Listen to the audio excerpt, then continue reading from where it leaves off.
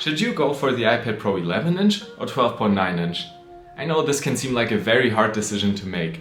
And with the arrival of external display support, Stage Manager and DaVinci Resolve later this year, I decided to give the iPad another chance, and so I had to make this exact same decision. And let me tell you, it wasn't easy.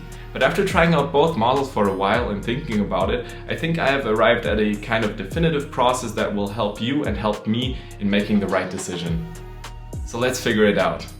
Okay, so here's how I will approach this video today. First up, I want to talk about the distinct characteristics of the 11-inch size and the 12.9-inch size and what they felt like in day-to-day use.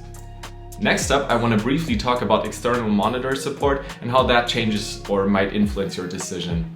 And then last but not least, I will talk about the frameworks and questions you can ask yourself to definitively arrive at the right answer for you.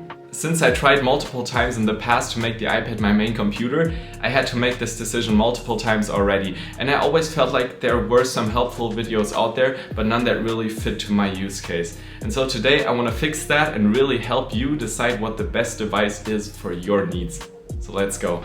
Okay, let's start with the unique characteristics of the 11-inch model. So this is this smaller iPad Pro. And in general, this is just like the smallest laptop productivity device you can get from Apple.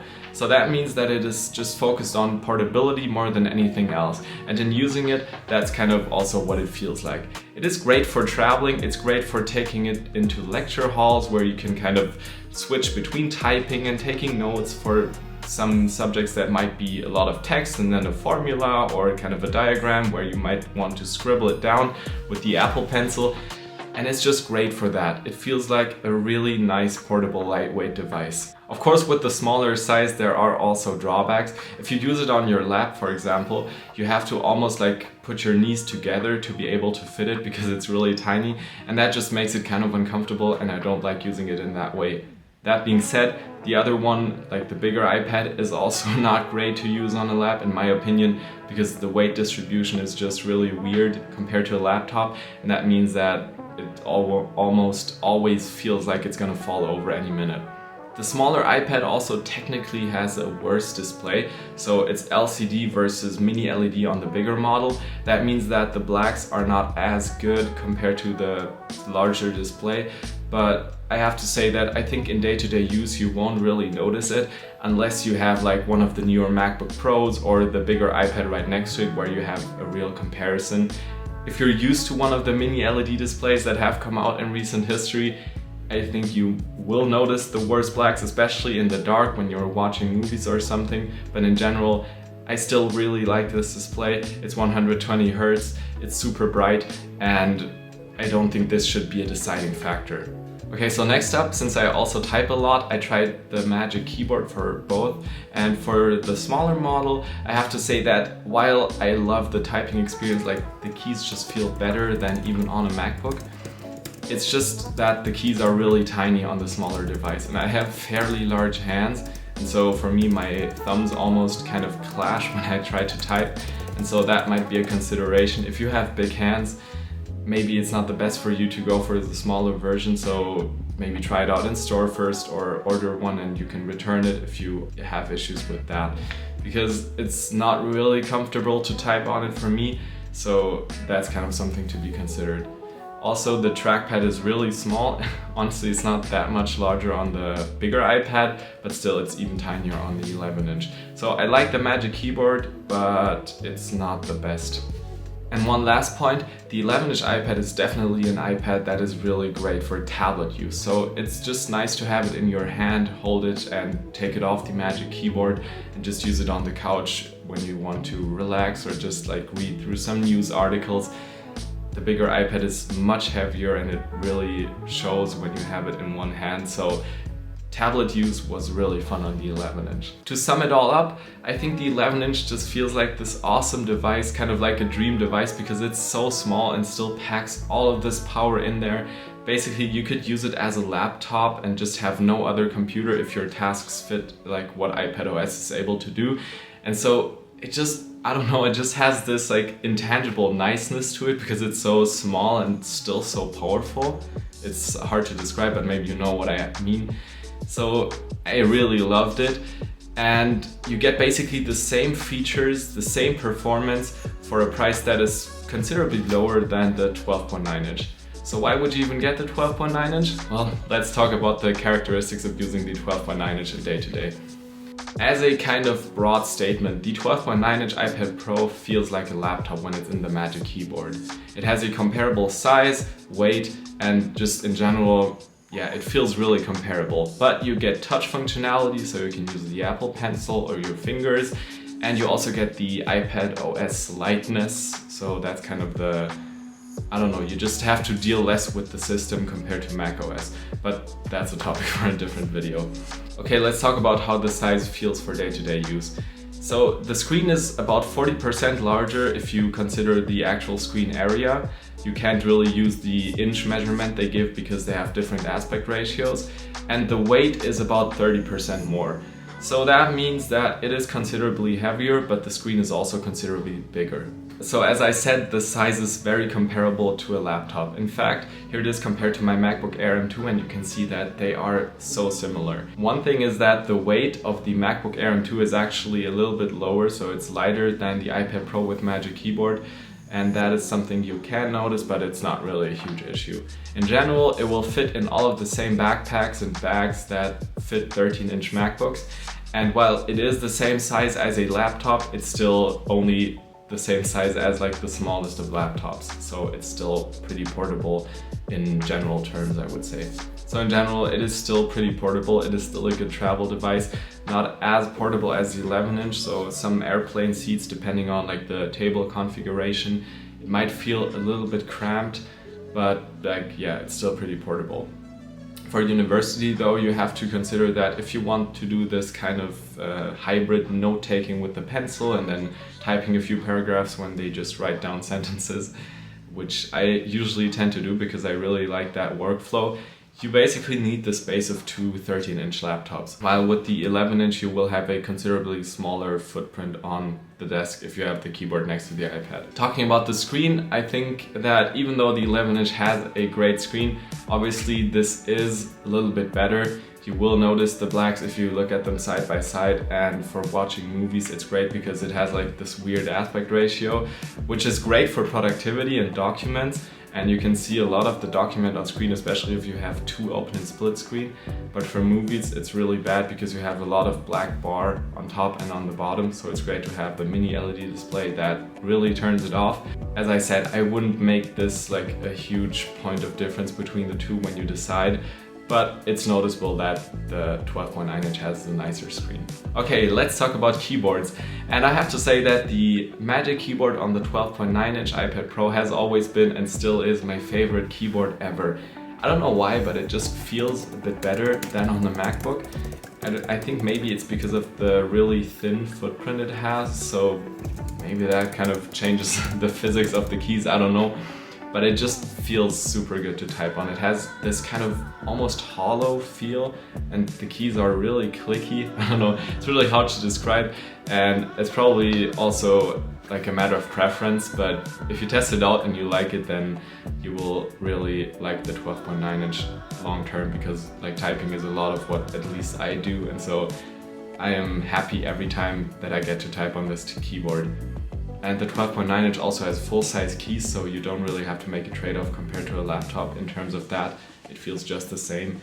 It's a bit sad that they don't have a function row and that the trackpad is still pretty small on the 12.9 inch, but in terms of the actual keys and just typing text, it feels great. So overall, the 12.9 inch just kind of feels like more of a serious device, whereas the 11 inch has this kind of intangible niceness of being this mini computer that is super powerful, almost like the evolution had continued from the 12-inch MacBook that got discontinued to the 11-inch iPad Pro now with Magic Keyboard.